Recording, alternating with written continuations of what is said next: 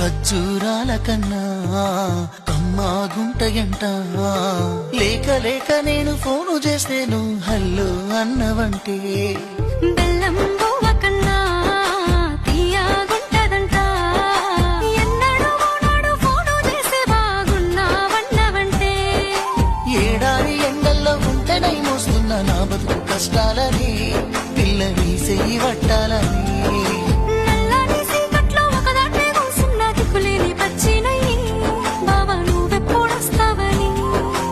ఏలైపోతుండే పిల్ల ఎన్నెలొచ్చింది మన బతుకులా, ఏలైపోతుండే పిల్ల ఏలు వట్టంగా వస్తున్నాయా.